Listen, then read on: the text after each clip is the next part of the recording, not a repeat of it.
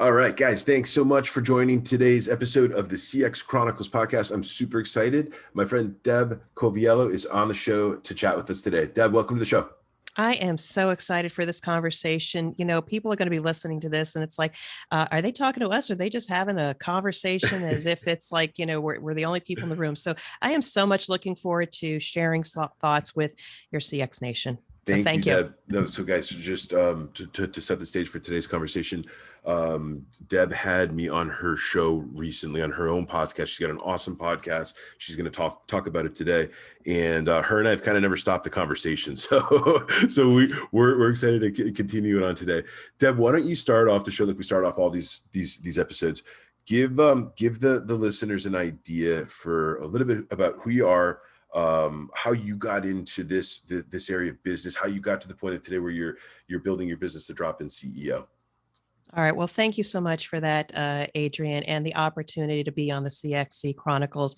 I often question, where should I start? Should it be at the beginning or should it be at the end? And I think what's most impactful is to talk about where I am now and what I've learned and how I serve customers. And so right now I am the founder of Illumination Partners with a lot of partners around me aligned with the brand. And when I think about the brand is the drop-in CEO. It was very interesting how I landed on that, but there's a story behind that. And the drop-in CEO brand is dropping into situations, working with customers, assessing the landscape, and seeing where they need help. And I do solve business problems. I leverage my expertise in quality, continuous improvement, food safety. But at the end of the day, it's not just about solving this customer-specific business problem.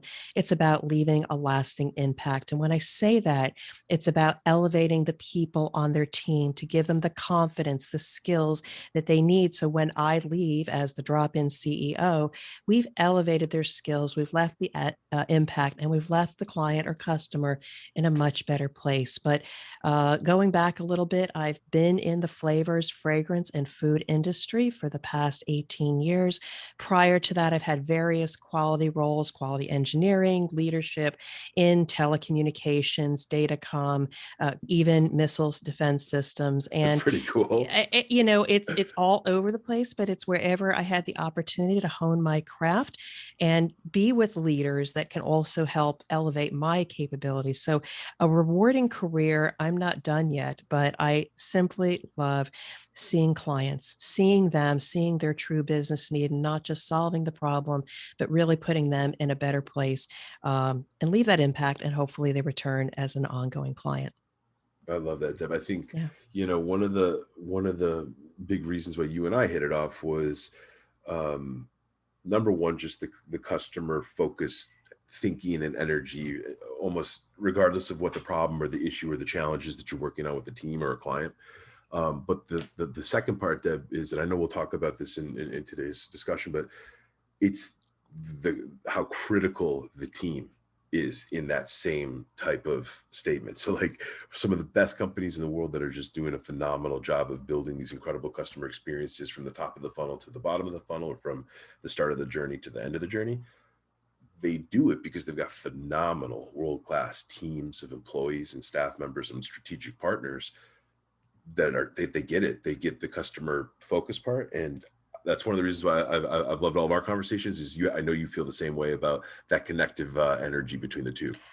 And it took a long time to figure that out. I used to think that having subject matter expertise in my area, whether it's a process improvement project, root cause analysis, cost savings, whatever that is, early in your career, you certainly have to hone those skills to be able to get to where you're going. But then later I found that there's a lot more smarter people around me, customer service people, product people that know stuff more than me. And I found later that, wow, I've got a knack for reading people. I have the ability to see their skills, and where there's confidence or mindset issues, being able to unpack that and helping them to achieve their greatest performance. And I just did a recent video with Ben Baker where, can't everybody be a high performer?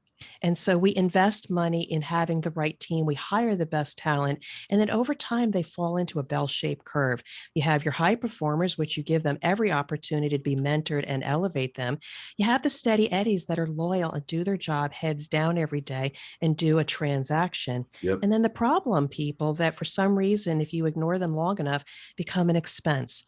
And so I often think we as leaders have the responsibility to build that high performance team, unpack what is special about every person on that team. Every person has the potential of being a high performer, either in their current role or maybe that problem person. You can move them into a role that leverages their talents. And maybe that problem person becomes something profitable and a high performer. So team is everything. And that's how we get sometimes the highest impact for our clients. I love that. It's funny. Like when we talk with guests on the show, I always ask, or people, it always comes up naturally in discussion about, which of these pillars is the most important. It's almost constantly team as that first starting point. And a lot of the responses that you get, Deb, they'll be around, if you don't have an excellent team, or if you don't have the right group of people on the team, or if you don't have the right folks that are surrounding or supporting the team, right? There's all these different roles to team building and to organizational success. But then they say, if that team is wobbly, how do these other pillars of tools or process or feedback, how are those strong if the team isn't super, super foundationally strong? So I love some of the points that you brought up with the first pillar.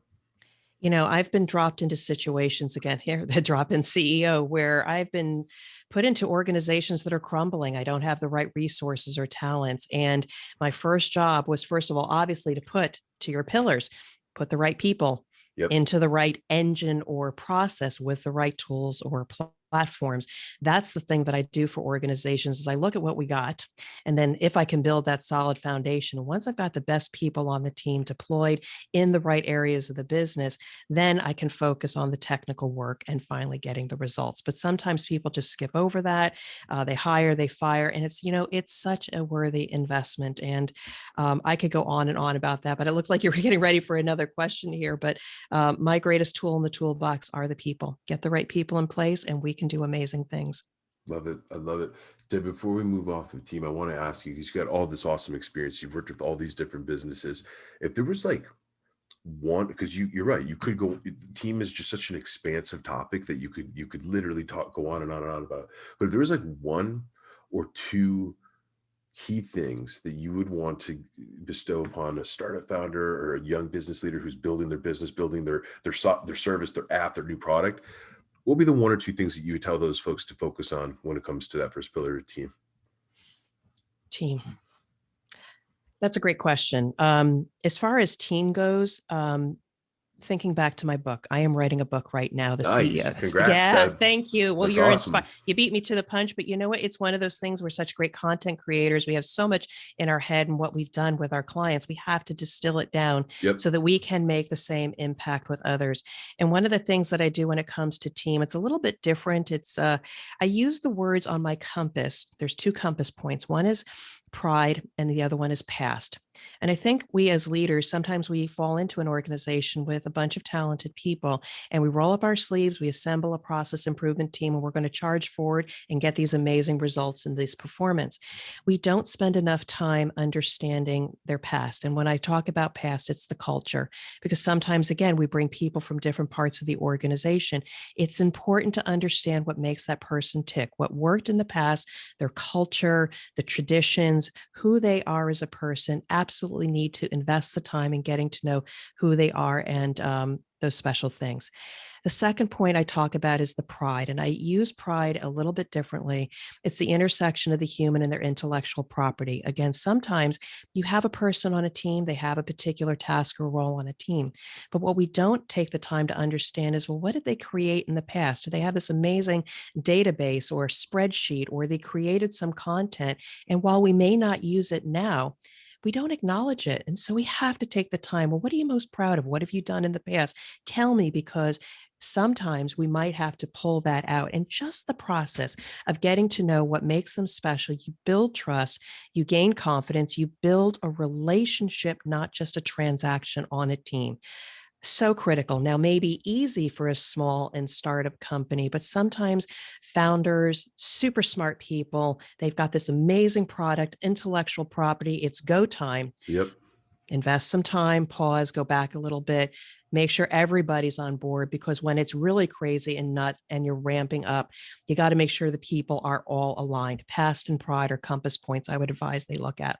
That's super cool. I like that a lot, Deb. I think if you think about some of the best, just leaders, not even inside of business, just leaders, right? Like across history, they oftentimes constantly were looking backwards and they were paying attention to what happened before them, whether there was other leaders, whether it was other kings, whether it was other CEOs, whether it was other queens, and they would learn upon some of the things that they did that were really, really great and worked really well and helped them. And then they would always also try to study the things that brought them down or made challenges in their lives. And I love that point of like paying a certain level of respect and constant focus to what's happened in the past. I think one other thought, it makes me think your point of pride, like some people work really, really hard on building those databases. Some people work really, really hard on building the code that goes nowhere and never runs live. Some people work really, really hard on building the playbook that just doesn't necessarily get used. And there's something really interesting about that point of just like making sure that you're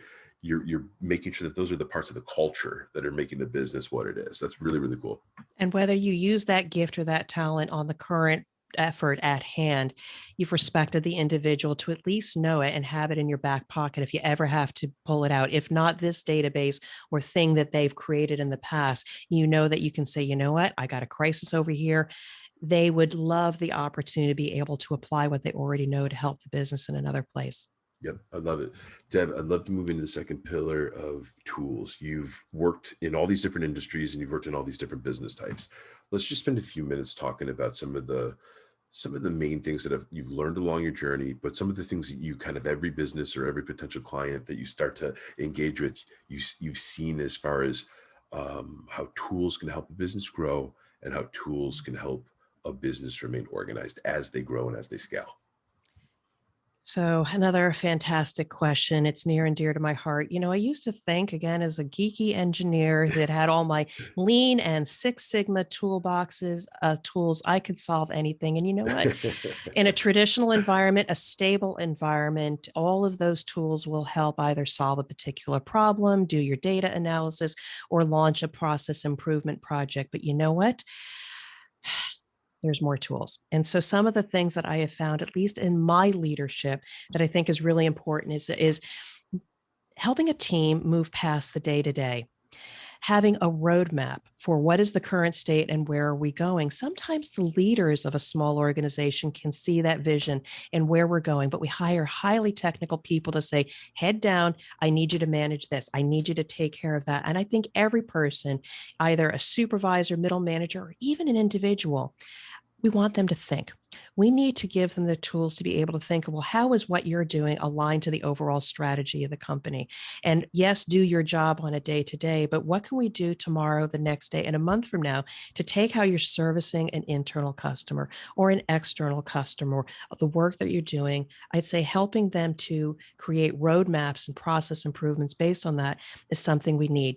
And I found all of my managers along the way just said, I am measured on getting this particular metric without having an outcome or purpose or a higher calling. People will think about reaching that end state versus heads down and just doing a transaction. So roadmaps, very important, not just for the CEO or the founder of a company. Time management.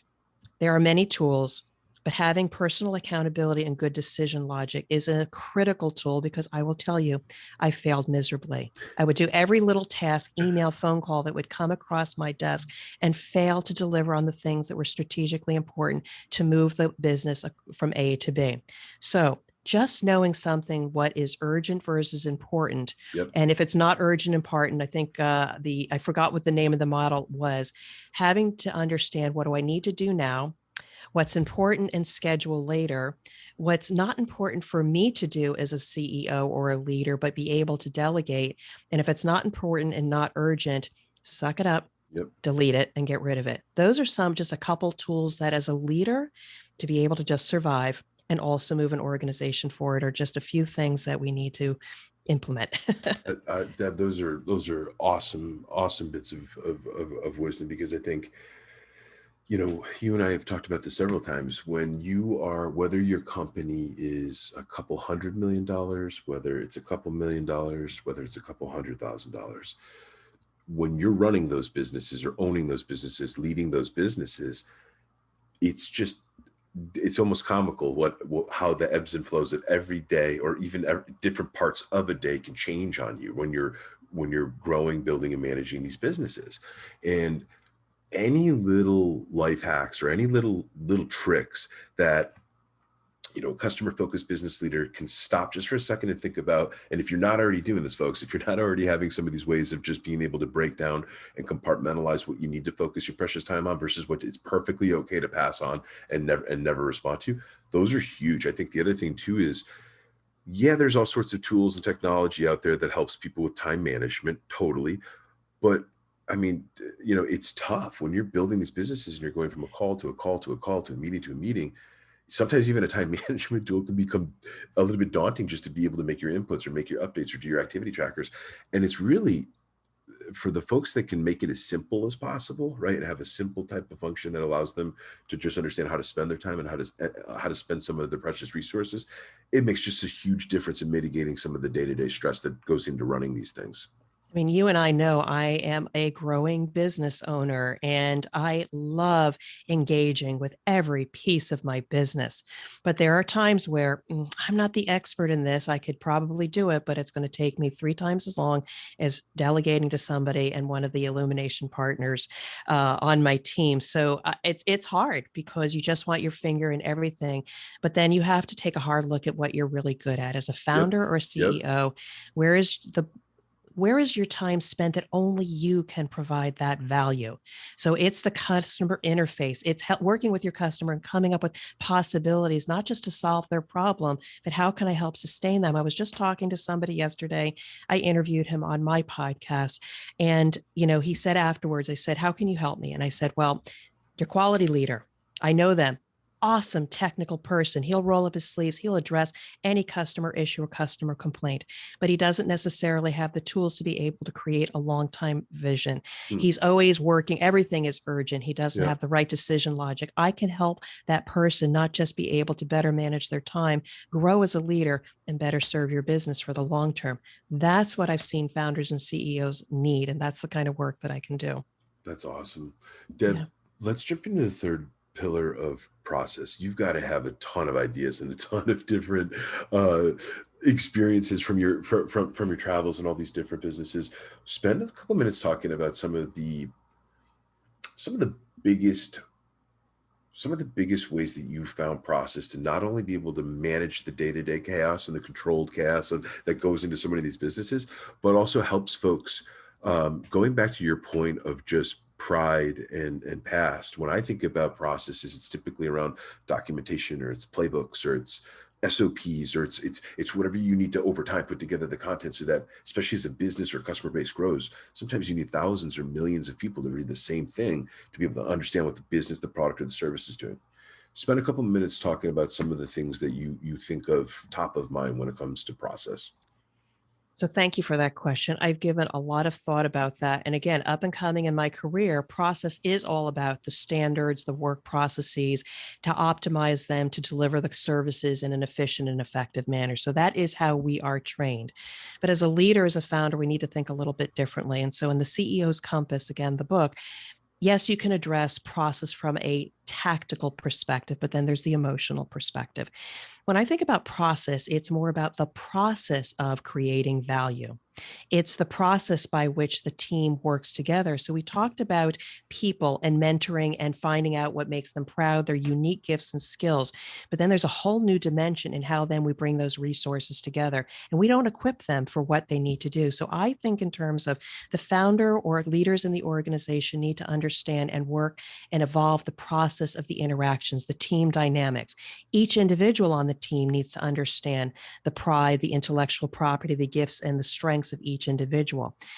teams need to understand how to have challenging conversations in a way that's constructive when you do have to give feedback. We're not aligned on this particular issue, finding common ground, agreeing on it, and then being able to negotiate on what one will do and the other will do in pursuit of the common ground to try to remove any conflict, because when you bring people from different cultures or paths together, you will have conflict. It's unavoidable. So the process of a leader being able to see that and coach it, because nothing's worse than people coming into your office, shutting the door, and then, you don't know what's happening. We haven't helped people with feedback, and that's how it's all connected on how did this situation, what happened in the situation, what was the impact, what can we learn from it, and what can we change to get a different dynamic. To me, I find that definition of process, building the higher performance team, is what founders and CEOs should be focusing on. Yeah.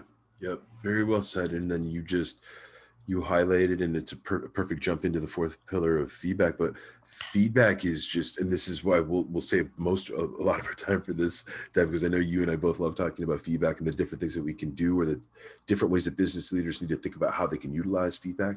You just nailed it. Part of it is like understanding what the market wants, understanding what the customer wants, understanding what they're really asking for, right? And then the other huge part of it, for when it comes to fulfillment, delivery, execution, doing the same type of listening, learning, understanding from the team, the folks that are building it, doing it every single day, talking to the customers every single day, seeing where the opportunities are to maximize the business or to expand the business or find the next new product or service offering lines that you can continue to grow the business even further into the future. So incredible points there.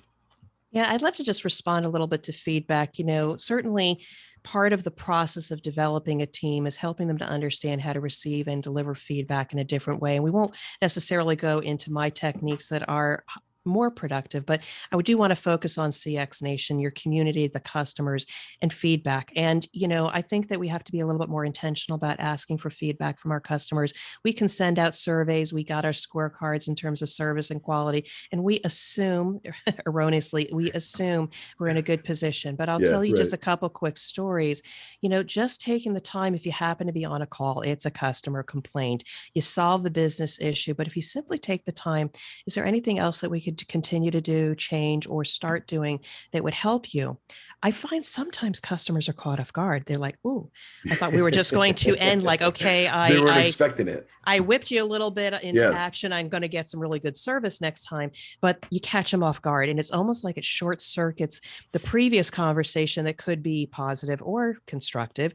And you say, "Ooh, my client really cares about my supplier cares about me. Let me come back and at least think about it." You've diffused the previous interaction, and now you're talking to a place of partnership. Really, really important. And so asking your customers for feedback in a way that, I don't know, it just starts building a relationship if you don't have it, or you need to continue to evolve that.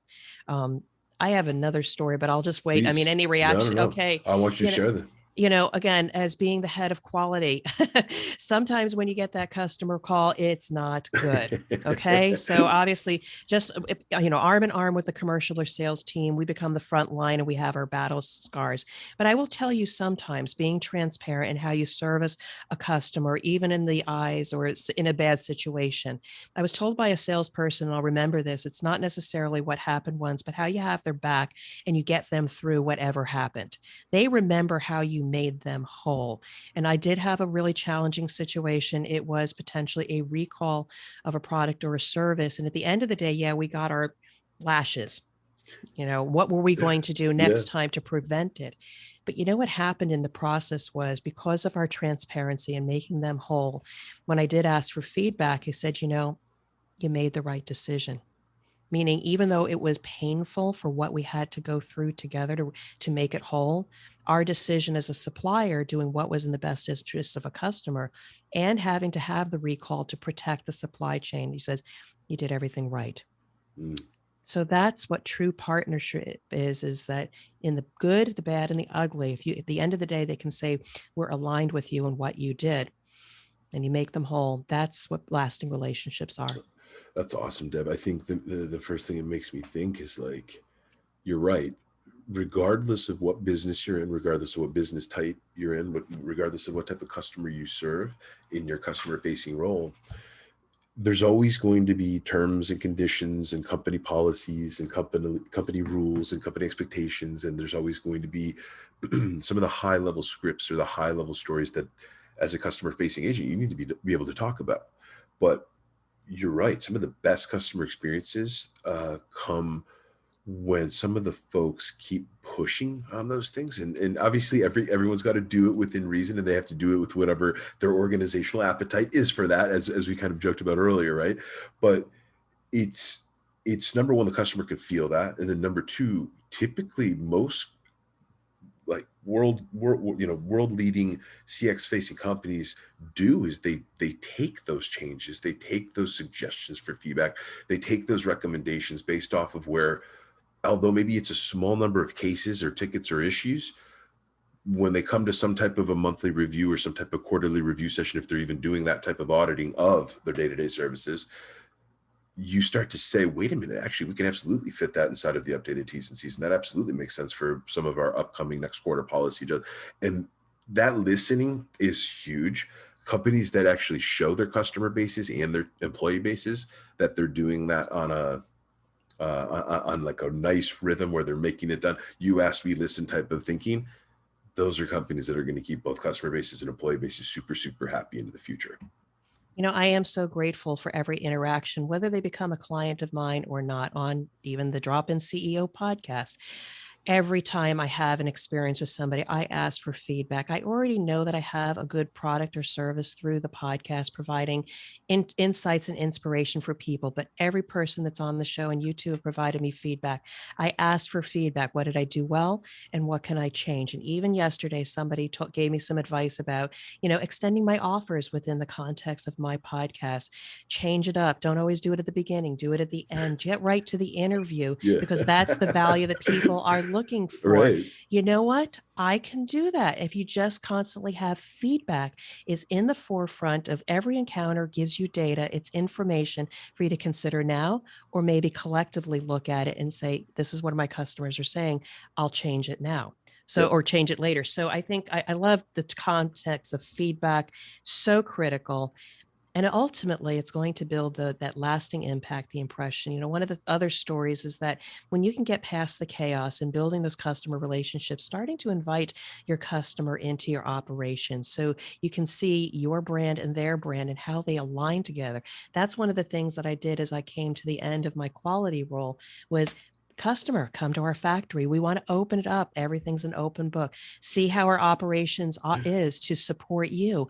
And then they say, oh, now I understand how my offer is a little bit different. How can I work with you? So together we can move forward and service our clients. So again, it's a spectrum, but I think getting that feedback, staying very close to your customers with high performance teams, you're just going to build this lasting impact. And as they grow, you're going to grow as well.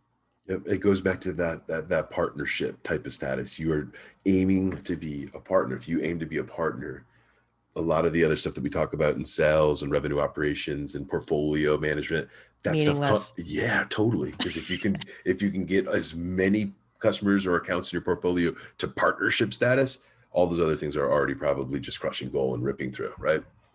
Yeah, I mean, I have a relationship with one particular client, and it is a great partnership. And they'll message me and say, Deb, I need help with this. And I'm saying to myself, I've never done that before. He says, Deb, I need help. And I'll be transparent. I said, I think I have the capability of doing it, but I've never done this specific thing. He says, don't worry. He says, we'll learn together. Oh, my goodness. Yep. Talk about partnership, because they trust you to know that we're going to move together. You'll figure it out together. Absolutely. Yep.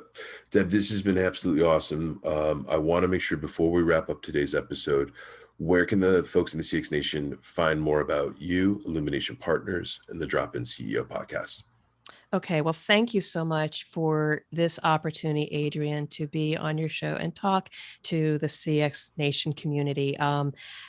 Just excited. I mean, we're both passionate about this. And I think that if we can lift just one person with this conversation, it's all the worthwhile. Yep. But you can find me on my website, dropinceo.com. You'll find links to my show, Drop In CEO Podcast, which is available on all the different areas. And if you really want to connect with me, you can contact me on my contact page or my email. I want to get to know you, Deborah@coviellocm.com. I want to be able to also share my gift, my book, The CEO's Compass, that will be coming out later this year as a tool to pull out every once in a while to get you back on track. And again, thank you, Adrian, for the opportunity to have a conversation with you and your audience. Deb, our pleasure. And I'm looking forward to chatting with you really soon. All right, be well. Thank you.